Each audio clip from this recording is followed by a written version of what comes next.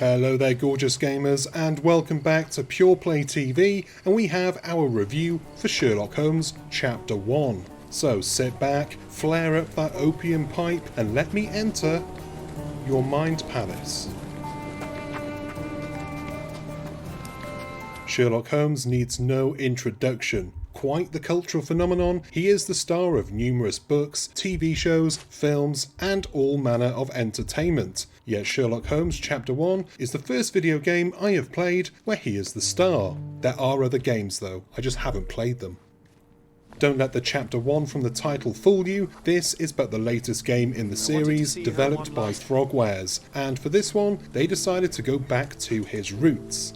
The game introduces us to a young and fresh-faced Sherlock Holmes, who returns to his childhood home on the fictitious island called Corona, to investigate the mysterious circumstances around his mummy's death.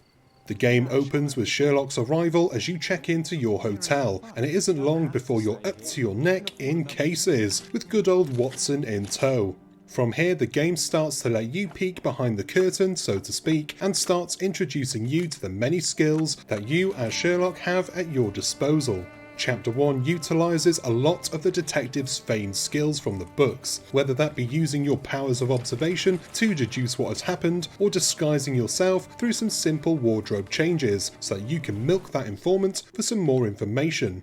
These gameplay mechanics, although simple, add an extra layer to the game and help to make you feel like you're as skilled as he is, even if it is just make-believe. Some of the more slightly challenging puzzles have you deducing the composition of unknown substances as you mix chemicals to try to match a numerical pattern, or combing through archives using snippets of information that you've uncovered to try and get a bit more info.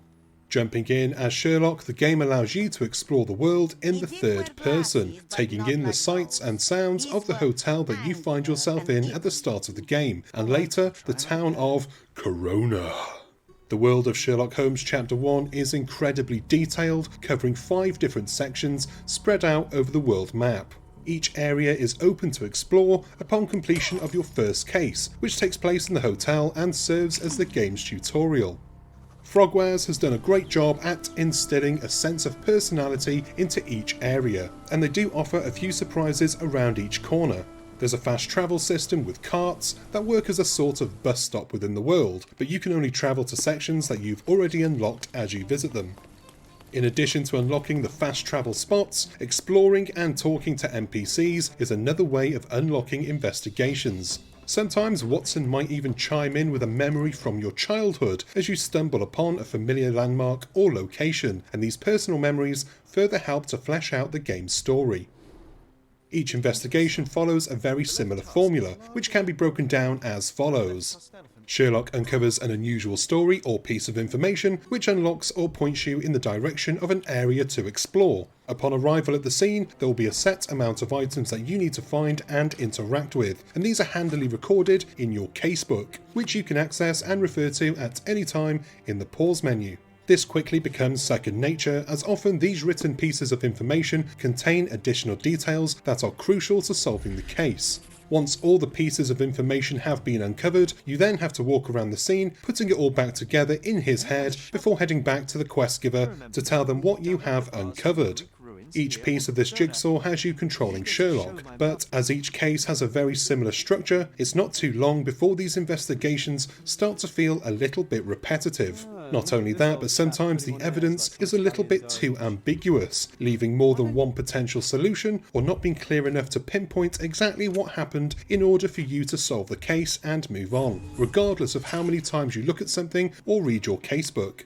This does get a bit frustrating, as there are no clues as to what it is that you are missing. It could be in the form of finding the last piece of evidence in a certain area, or in the part that I found the most annoying, using all the uncovered evidence to piece together the events that had transpired using the Mind Palace.